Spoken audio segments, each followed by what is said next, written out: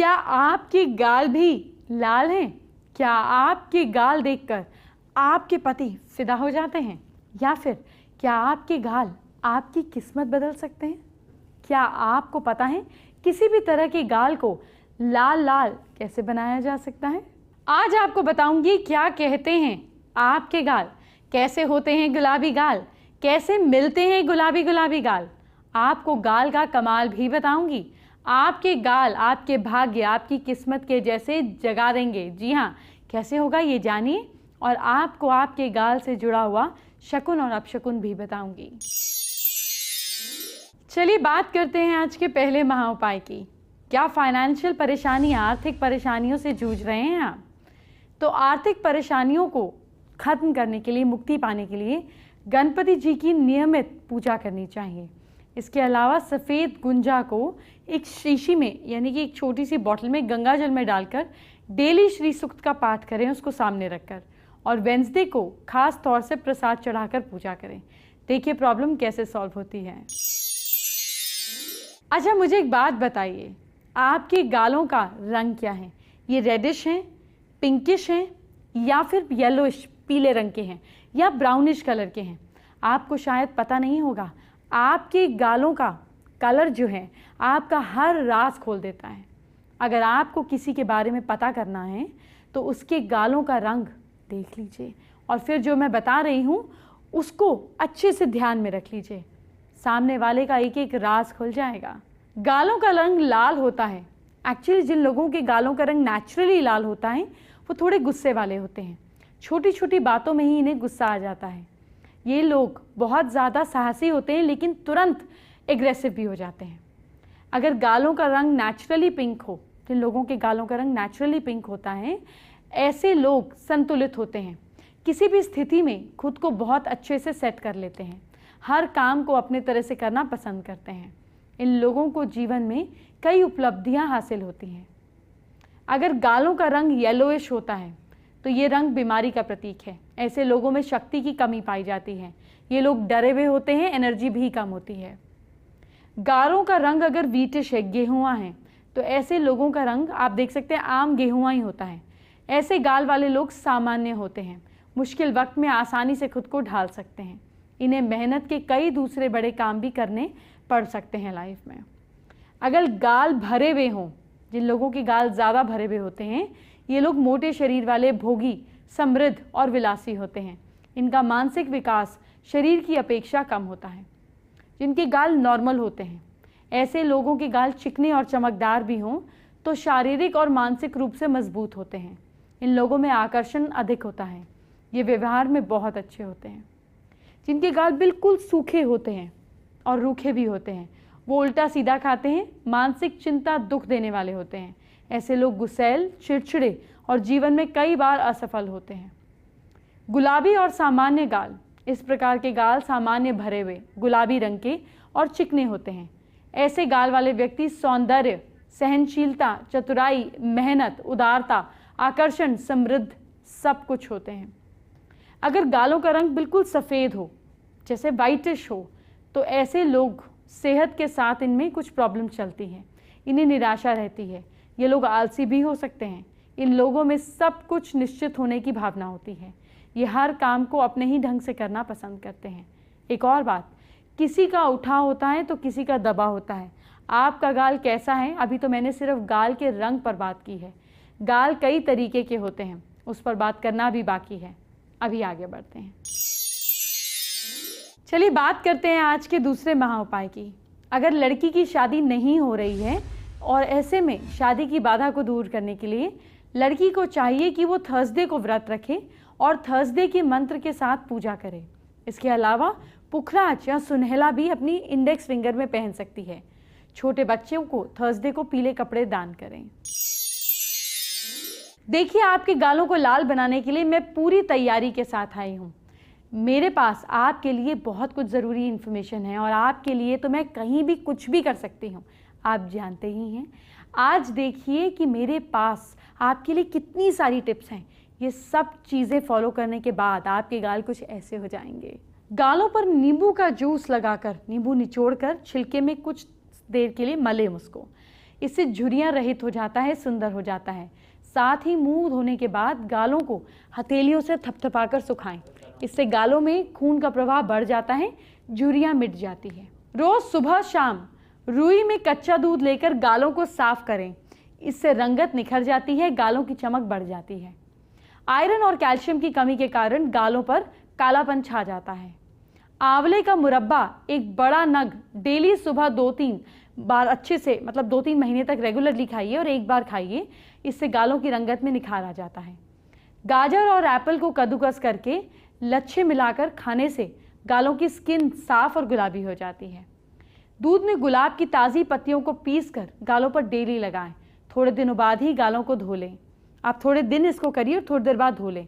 5 ही दिनों में गालों की रंगत गुलाबी हो जाती है। गालों का कालापन मिटाने के लिए 1 चम्मच टमाटर का जूस, आधा चम्मच नींबू का जूस, चुटकी भर हल्दी का पाउडर, थोड़ा सा बेसन मिलाकर गाढ़ा पेस्ट बना लीजिए। गालों पर लगाकर 10 मिनट के लिए छोड़ दें। सूखने के बाद धीरे धीरे मल कर छुड़ा लें और पानी से गालों को धो लें। कुछ ही दिनों तक रोज़ इसको कीजिए, फ़र्क आपको खुद दिखेगा। चीक्स पर झुर्रियाँ पड़ रही हैं, छुटकारा पाने के लिए अंकुरित चने और मूंग को सुबह शाम खाएं। इसमें विटामिन ई होता है जो झुर्रियाँ मिटाने में और आपको यंग बनाने में मदद करता है। आधा ग्लास गाजर का जूस डेली शाम को 4 बजे पीने से गालों की आभा बढ़ती है, झुर्रियाँ गायब होती हैं। चुकंदर को पीस कर उसका पैक गालों पर लगाएं। 30 मिनट के बाद ताज़े पानी से धो लीजिए। रोज़ाना कुछ दिन तक ये करेंगे तो आपके गाल नेचुरली गुलाबी हो जाएंगे।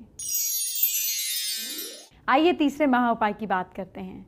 लड़के की शादी का योग अगर नहीं बन रहा है तो क्या करें?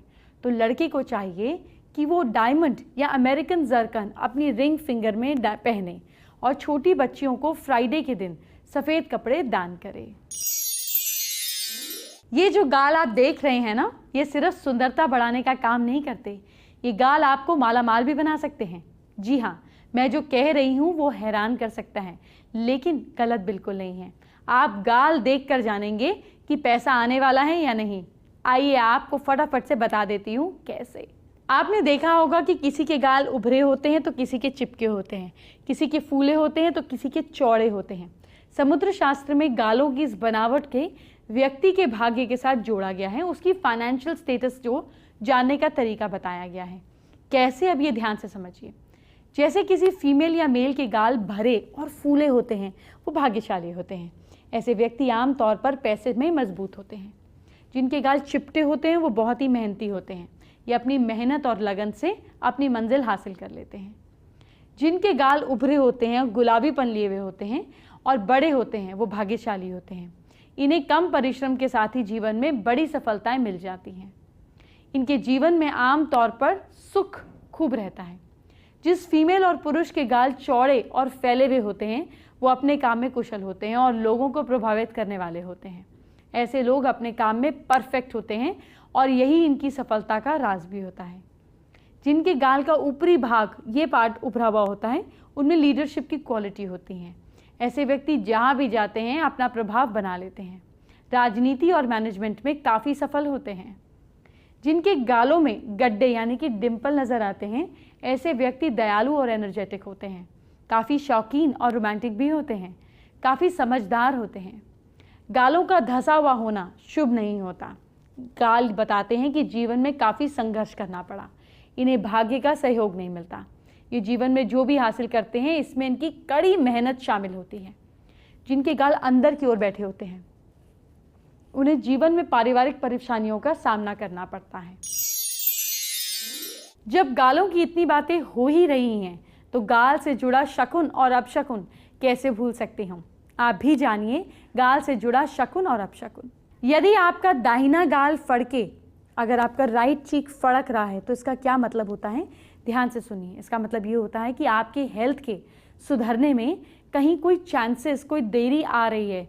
लेकिन अगर बायां गाल फड़के, ठीक है, इसके ऑपोजिट लेफ्ट गाल फड़के, तो इसका क्या मतलब होता है? तो इसका मतलब ये होता है कि खुशी में थोड़ी बाधाएं आ सकती हैं। अब मैं आपको गाल से जुड़ी एक और ख़ास बात बताती हूँ। गाल पर तिल होना बहुत अच्छा होता है। जानते हैं क्यों?